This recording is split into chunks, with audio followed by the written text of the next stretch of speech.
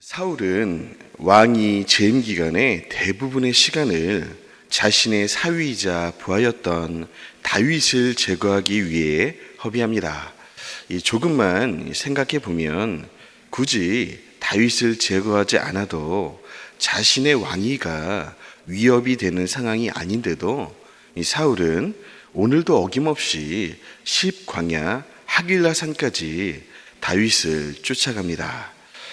누군가를 미워하고 시기하는 감정을 컨트롤하지 못하게 될 때 우리의 인생이 얼마나 망가질 수 있는지 잘 보여주는 장면이죠.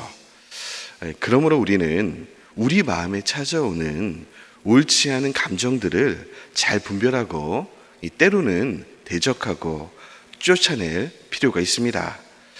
누가 자기를 섭섭하게 하면 잘 잊어버리지 못하는 사람이 있습니다. 이 섭섭 귀신이 계속 그 마음을 농락하는 거죠. 오해를 지나치게 잘하는 사람들도 있습니다. 오해 귀신이 그 마음을 속이는 거죠.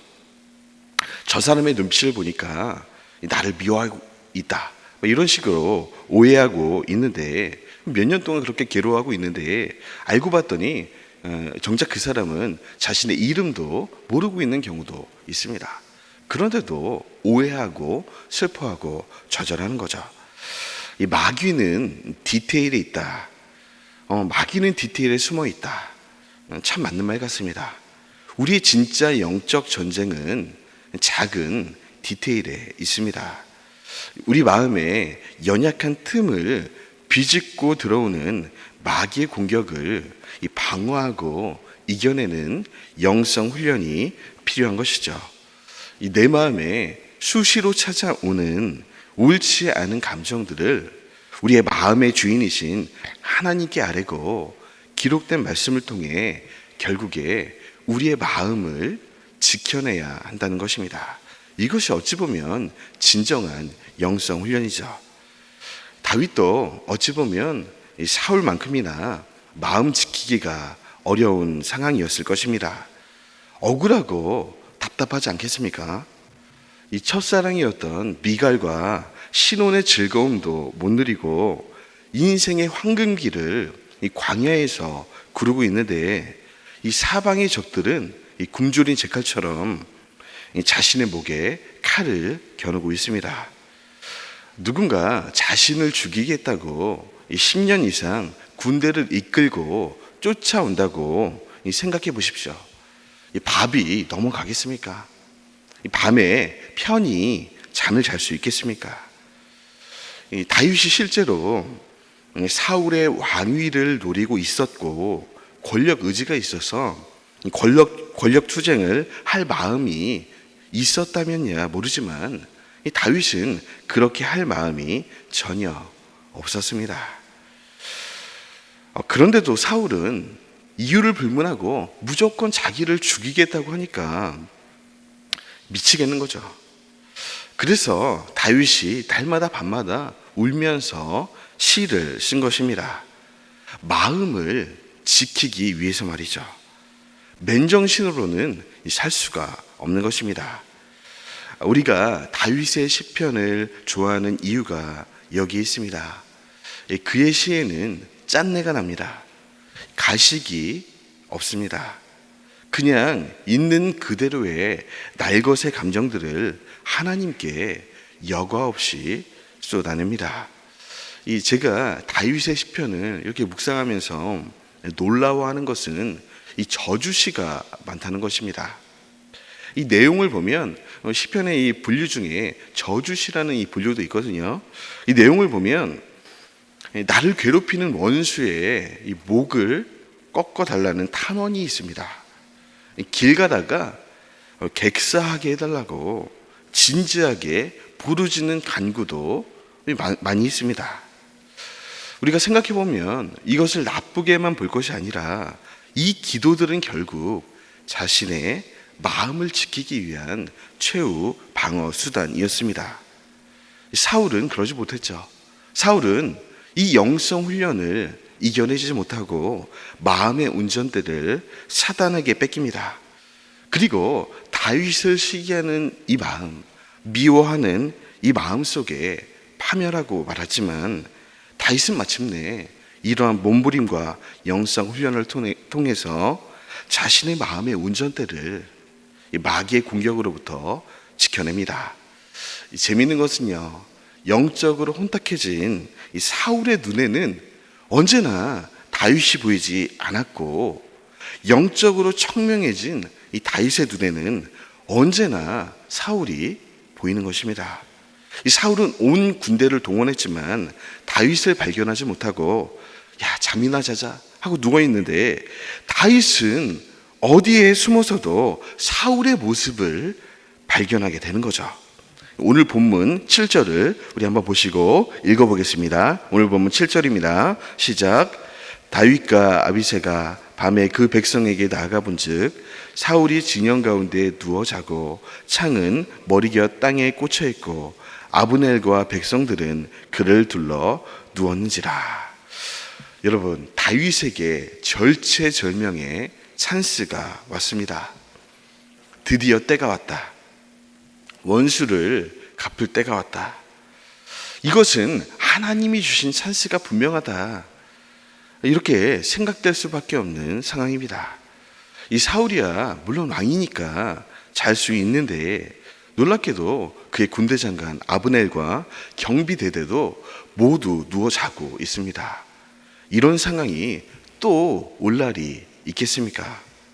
이때 그의 충직한 부하 아비새도 옆에서 거드는 거죠. 다윗이여, 혹시 당신 손으로 피를 묻히는 것이 거북하실 수 있으니 제가 지금 당장 가서 창으로 사울의 목을 따고 오겠습니다. 이 8절을 한번 읽어보겠습니다. 8절입니다. 시작. 아비새가 다윗에게 이르되 하나님이 오늘 당신의 원수를 당신의 손에 넘기셨나이다. 그러므로 청하오니 내가 창으로 그를 찔러서 단번에 땅에 꽂게 하소서. 내가 그를 2번 찌를 것이 없으리이다 하니. 한마디로 모든 우주의 기운이 사울을 죽이라고 외치고 있습니다. 그리고 놀랍게도 오늘 본문 12절에서는 이 상황을 만드신 분이 하나님이라고 말씀하고 있습니다. 우리 12절도 한번 읽어보겠습니다. 12절 시작. 다윗이 사울의 머리 곁에서 창과 물병을 가지고 떠나가되 아무도 보거나 눈치채지 못하고 깨어있는 사람도 없었으니 이는 여호와께서 그들을 깊이 잠들게 하셨으므로 그들이 다 잠들어 있었기 때문이었더라. 이 상황을 누가 만드셨다고요? 하나님이 만드셨다는 것입니다. 하지만 이런 상황에서도 다윗은 경거망동하지 않습니다. 무서우리만큼 침착합니다. 잠시 고민이 되었겠죠. 그렇지만 다윗은 행동하지 않고 지체 없이 무릎을 꿇습니다. 고개를 하늘로 들고 늘 하던 것처럼 밤에 별을 바라보며 늘 묵상했던 그 모습을 그대로 훈련합니다. 이 상황을 허락하신 하나님의 뜻이 무엇인지 진지하게 생각하고 묵상하고 하나님의 음성을 구하는 것이죠. 그렇게 이 하나님의 뜻이 무엇인지 묻는 가운데 다윗은 이 상황을 주신 분이 하나님이셨는데, 중요한 것은 자신이 사울을 죽이기 위해서, 죽이길 원해서 이 상황을 주신 분이 아니라는 것. 하나님이 어찌 보면 지금 이 순간 자신의 마음을 시험하신다는 사실을 알게 된 것입니다. 왜냐면요, 성경은 원수를 내 손으로 갚지 말라고 합니다. 억울해도 참으라고 합니다. 왜요? 정말 내가 억울한 상황이 맞다면 정의와 공평과 공의의 하나님이 언젠가 내 원수를 친히 갚아주시는 날이 온다는 겁니다. 그러니까 너는 잠잠히 있으라는 거예요. 너의 손으로 원수를 갚지 말고 하나님의 공의의 심판이 임하는 날을 기다리라는 것입니다. 로마서 12장 19절에 가장 정확히 나와 있는데요, 제가 읽어보겠습니다. 내 사랑하는 자들아, 너희가 친히 원수를 갚지 말고 하나님의 진노하심에 맡기라. 기록되었으되 원수 갚는 것이 내게 있으니 내가 갚으리라고 주께서 말씀하시니라. 이 다윗은 지체 없이 순종하기로 결단합니다. 다윗은 이번에도 사단에게 자신의 마음을 내주지 않습니다. 그리고 오늘 본문 1절에 결국 이렇게 말하는 거죠. 아비새여, 그 칼을 거두시오. 내 손으로 피를 흘리는 것은 하나님의 방법이 아닌 것 같습니다. 이 사울은 하나님이 기름 부으신 하나님의 왕 아닙니까? 그리고 내 원통함을 아시는 하나님께서 내 편이심을 나는 믿습니다. 언젠가 때가 되면, 언제인지 모르지만 하나님께서 내 원수를 친히 갚아주실 날이 올 것입니다. 다윗은 이것을 믿은 것입니다. 나의 때와 나의 방법이 아닌 하나님의 정하신 때와 하나님의 방법을 신뢰한 것이죠. 진정한 순종은 여기서부터 시작합니다. 내 시간표에 하나님을 맞추는 것이 아니라 하나님의 시간표에 우리의 인생을 맞춰 드리는 것입니다. 경거망동하지 않고 부르신 자리에서 주의 명령을 기다리며 서 있는 것, 이것이 순종하는 성도의 자세라는 것이죠. 사랑하는 여러분, 우리가 인생을 살다 보면 오늘 다윗처럼 하고 싶은 일이 아니라 해야만 하는 그 일, 해야만 하는 그 순종의 상황들이 많이 생깁니다. 다윗도 얼마나 고민되었겠습니까?